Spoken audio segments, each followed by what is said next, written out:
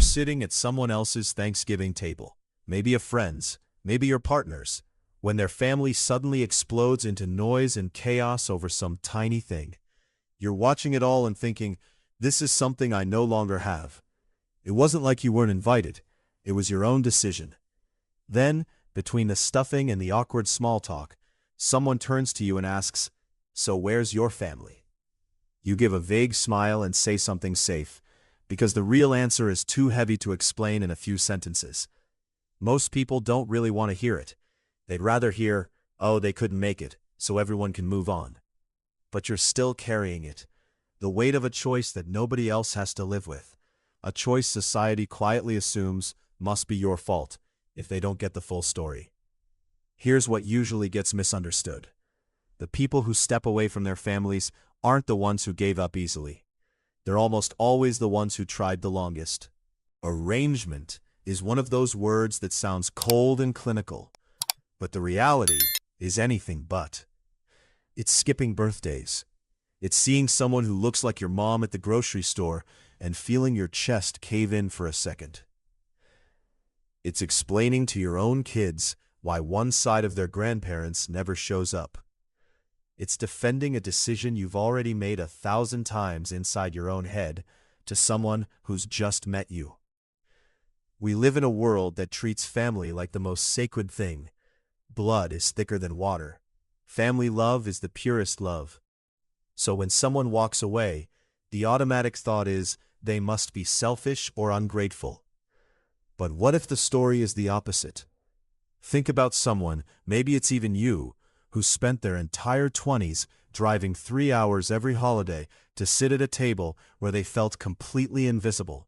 Not unloved, but unseen. Every conversation eventually circled back to what they hadn't achieved yet, who they hadn't become, why they still weren't enough.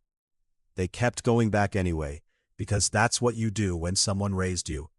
Leaving felt like betrayal, and hope is a hard thing to fully let go of, especially when it's pointed straight at the people who brought you into the world.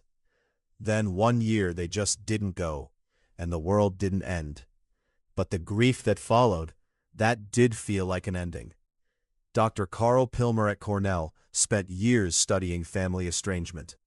What he discovered goes against everything we naturally assume. He found that people who cut off a parent or sibling almost never point to one big fight or moment of rebellion.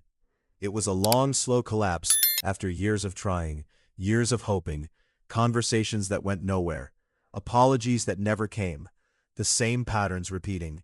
And then, one day, it just stopped making sense to keep paying the price. The cost of staying became higher than the cost of leaving. I wouldn't call that giving up. It's someone who finally carried enough, thought it through, and chose themselves. Cutting off family is never easy. They mourn it, again and again. They mourn the parent they needed but never got. The sibling bond that could have been. The version of family that looked normal everywhere else, but never in their own home. That grief doesn't vanish just because the relationship did. What people don't expect is how quiet it feels afterward. Like the constant noise finally stopped, and they could actually hear their own thoughts. It sounds like indifference, but it's relief. The kind that comes when you've been carrying something heavy for so long, you forgot you were even carrying it. Have you ever tried to explain to someone why a certain relationship is slowly killing you, only for them to say, "Nothing looks wrong from the outside"? There's no bruise, no crime scene, just a quiet, steady sense that you're never quite enough.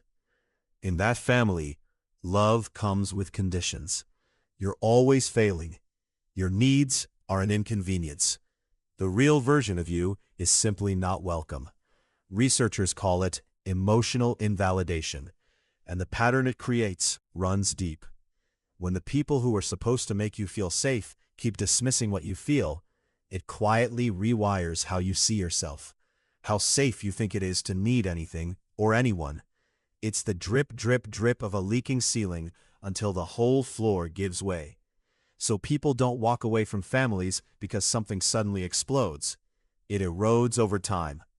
The cruelest part is that even when you know the relationship has been hurting you, it sometimes still feels like you're the bad guy. That voice wondering if you should have tried harder, forgiven faster, or needed less. That guilt isn't proof you made the wrong choice.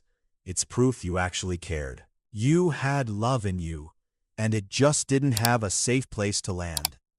People who don't care don't feel that guilt. They leave without looking back.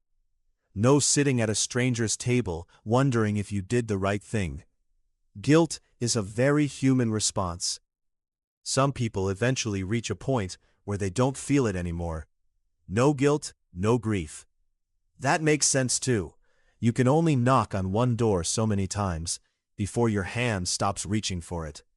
Here's the part that matters most. This isn't just about you. It's also about the people you're walking away from.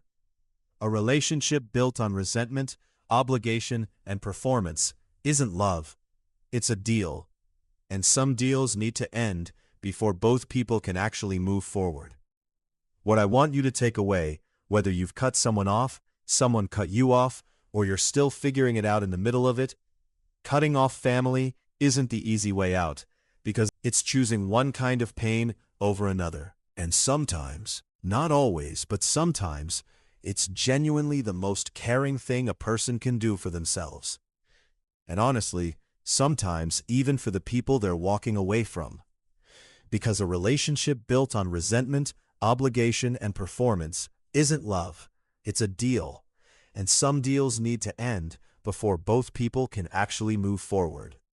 There are people watching this who have spent years making themselves smaller to fit inside a family that was too small for who they really are. They've been told staying is loyalty, staying is love. But surviving isn't noble. It's just surviving. You are allowed to want more than that. The people who cut off their families aren't cold or dramatic.